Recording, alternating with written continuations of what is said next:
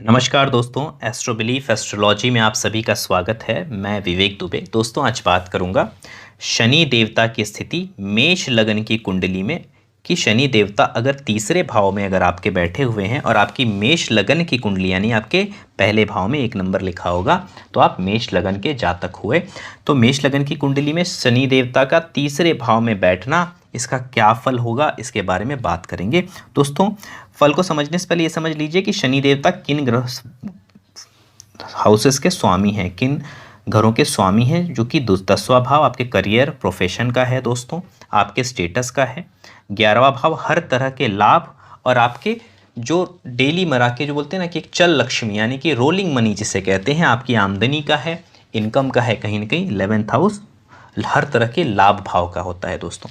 तो लाभ भाव और प्रोफेशन स्टेटस के मालिक हैं शनि देवता मेष लगन की कुंडली में। यहाँ तक आपने समझ लिया। अब दोस्तों ये समझ लीजिए शनि देवता किन चीज़ों को जीवन में दिखाते हैं, जैसे कि स्लो, डिले, कंसिस्टेंसी यानी लगातार, कंटिन्यूटी लगातार, एक्सपीरियंस यानी कि किसी चीज़ को लगातार करने को जो एक्सपीरियंस आप गेन करते हो, एक्सपीरियंस का अपने लाइफ में क्या यूज़ करते हो उसका।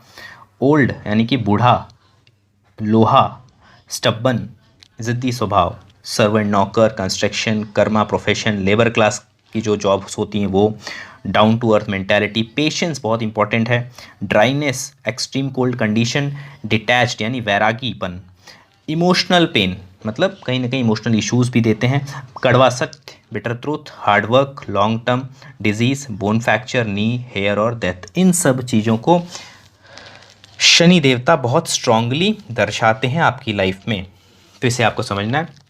दोस्तों, आपको बता दूं, अगर आप एस्ट्रोलॉजी से जुड़े पोस्ट में या फिर एस्ट्रोलॉजी में इंटरेस्टेड है, बहुत ही इंटरेस्टिंग और नॉलेजेबल पोस्ट मैं इंस्टाग्राम पे और मेरे फेसबुक पे शेयर करता हूं, तो आप किसी भी मेरे सोशल हैंडल पे इंस्टाग्राम, फेसबुक या ट्विटर पे विजिट कर सकते हैं। काफ़ी इंटरेस्टिंग और नॉलेजेबल पोस्ट वहाँ पे शेयर करता रहता हूँ जो कि आपको अच्छे लगेंगे।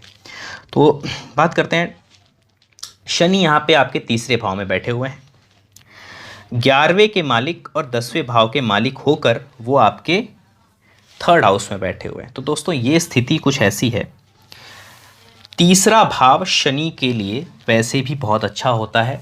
तीसरे भाव में क्रूर ग्रहों को वैसे भी अच्छा माना जाता है क्योंकि तीसरा भाव पराक्रम का होता है, मास स्पीकिंग का होता है, तीसरा भाव कम्युनिकेशन का होता है, तीसरा भाव आपके पड़ोसी कागजी जो भी काम होते हैं यानी कि एक तरह से डॉक्यूमेंटेशन वर्क जो भी है उसका होता है।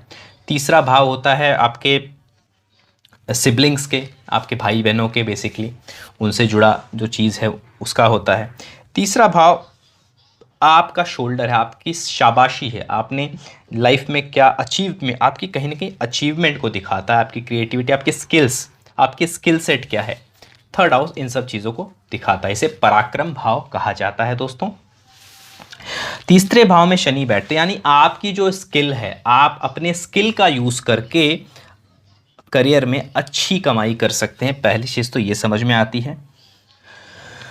यहाँ पे जो राशि पड़ती है दोस्तों उनकी अपने मित्र की राशि है जो कि बुध देवता की राशि है, मिथुन राशि। तो यहाँ पे शनि देवता, ऐसा आदमी सोच समझकर, जैसे कि पब्लिक स्पीकिंग या फिर कहीं पे बात करना, सोच समझकर क्या कहना चाहिए क्या नहीं कहना चाहिए, ऐसा व्यक्ति अपने जीवन में बहुत कुछ अचीव करता है by speaking, by public speaking, by making public relations, लोगों से बात करके, इंटरेक्ट करके, इंटरेक्शन के थ्रू जो कहीं ना कहीं एक अच्छा गेन लाइफ में एक अच्छा करियर गोल सेट कर लेता है।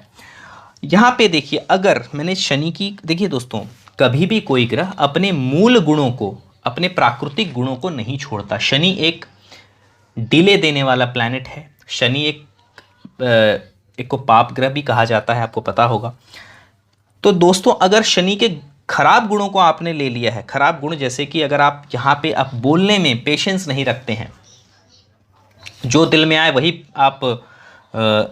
आपको ये नहीं पता किसके सामने कैसे बिहेव करना चाहिए, अगर आप अपने 4 जन के बीच में बात कैसी करनी चाहिए, लोगों को कन्विंस करने के लिए क्या बोलना चाहिए, अगर इन सब में थोड़ा सा आपने पेशेंस नहीं रखा है और आपने अपने उस पर कंट्रोल नहीं रखा है, आपको अपनी लिमिटेशंस नहीं पता है कि कितना बोलना चाहिए, क्या लोगों से छिपाना चाहिए, क्या लोगों को बताना चाहिए, तो ये जो चीज़ें हैं, ये सब जो स्किल है बात करने की, अगर ये नहीं है तो कहीं ना कहीं आपके तीसरे भाव को ये प्रभावित करता है।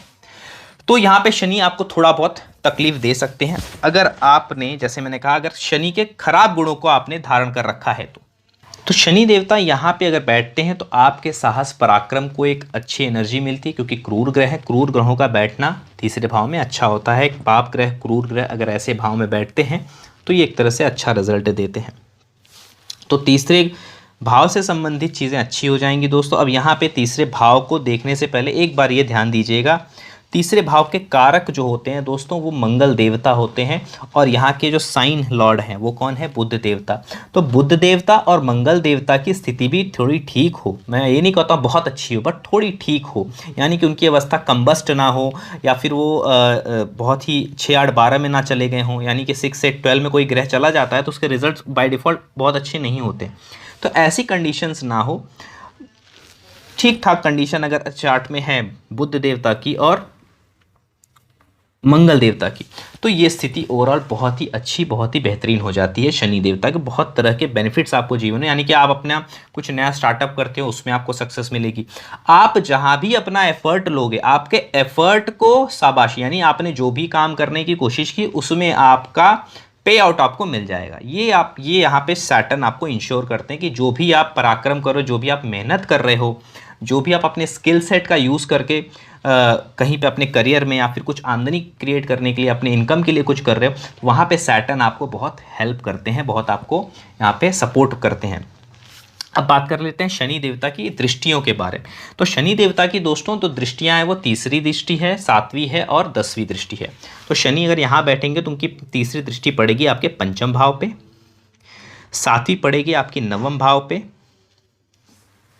और 10वीं दृष्टि पड़ेगी आपके 12वें भाव पे।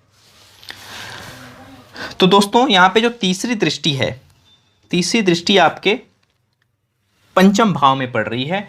तो यहाँ पे आफ्टर टेंथ जो ग्रेजुएशन का पीरियड है, वहाँ पे लाइफ यानी कि ग्रेजुएशन हो गया, लव अफेयर्स हो गया, संतान प्राप्ति हो गया, इन सब चीज़ों में जैसे मैंने कहा स्लो, डिले या कंसिस्टेंसी की इशू आ गई, कंटिन्यू करने में कुछ दिक्कत आई, या फिर आपने कुछ न कुछ रिलेटेड, शनि जहाँ भी तीसरी दृष्टि डालते हैं वहाँ से जुड़े अच्छे रिजल्ट मिलने में आपको ज़रूरत से ज़्यादा,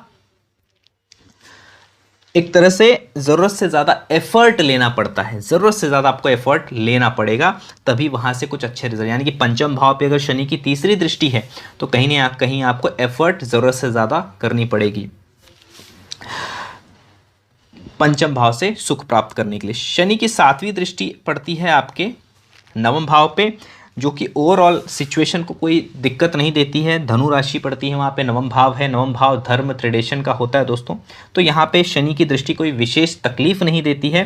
थोड़ा बहुत जो दिक्कत परेशानी आएगी वो हो सकता है कि कभी आपको मास्टर्स करने में या फिर विदेश यात्रा या दूर की यात्रा करने में थोड़ा जीवन में डिले या फिर एक स्लो आपको ये चीज़ महसूस हो। शनि की 10वीं दृष्टि जो थी दोस्तों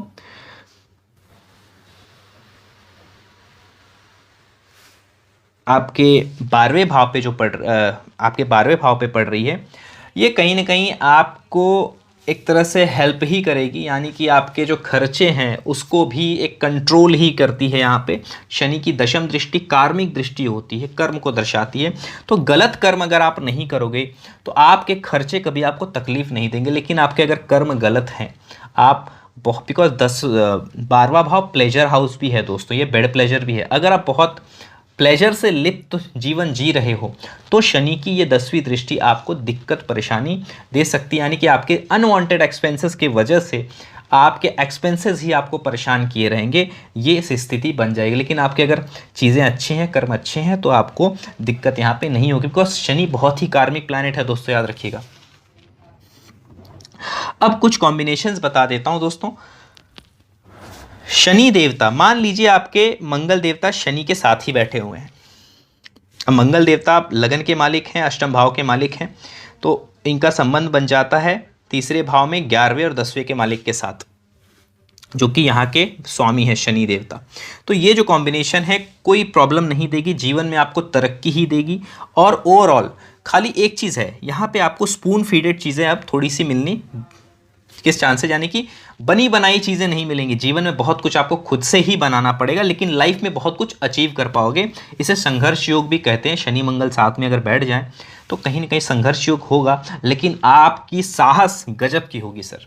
आप टारगेट, थोड़ा सा एक दिक्कत आती है, शनि मंगल साथ में हो जाते हैं तो ऐसा इंसान बीच बीच में ना आलस करने लगता है या अपने गोल से भटक जाता है। तो अपने गोल को हमेशा टारगेट में रखे तो वो लाइफ में बहुत कुछ पा सकता है, इस चीज़ को ध्यान रखिएगा।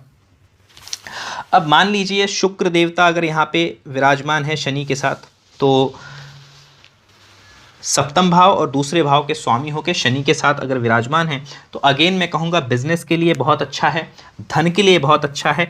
जो भी आप काम करेंगे उससे आप बहुत अच्छा धन बना सकते हैं, अपने स्किल सेट से बहुत अच्छी कमाई कर सकते हैं, कोई अच्छी क्रिएटिविटी की वजह से, किसी अच्छे गुणों के वजह से आप बहुत अच्छा जीवन में आमदनी, आप बहुत अच्छा एक इनकम सोर्स आप जनरेट कर पाएंगे, इसकी तरफ ये इशारा करते हैं। उसके अलावा अगर यहाँ पे सूर्य देवता हैं तो ये अगेन पराक्रम तो बहुत ज़्यादा हो जाता है। तो देखिए ये एक ऐसी कॉम्बिनेशन है सैटर्न और सन जो बहुत अच्छी है या तो बहुत बुरी है।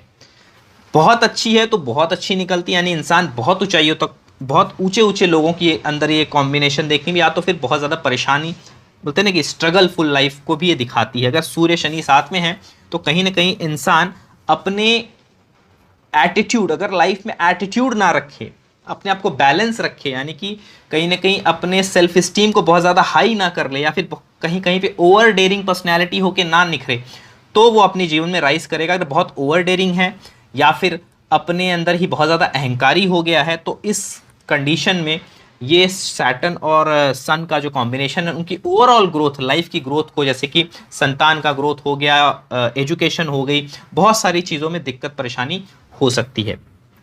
तो दोस्तों ये था एक मेष राशि, मेष लगन में, सॉरी मेष लगन की मैं बात कर रहा हूँ। तो मेष लगन में शनि की तीसरे भाव की स्थिति में क्या क्या परिणाम निकल सकते हैं, इन सब के बारे में आज मैंने चर्चा की है। आशा करता हूं दोस्तों वीडियो आपको अच्छा लगा होगा। वीडियो अच्छा लगे तो प्लीज़ वीडियो को लाइक कीजिएगा और चैनल को सब्सक्राइब कीजिएगा। मिलता हूं नेक्स्ट वीडियो के साथ, तब तक के लिए नमस्कार।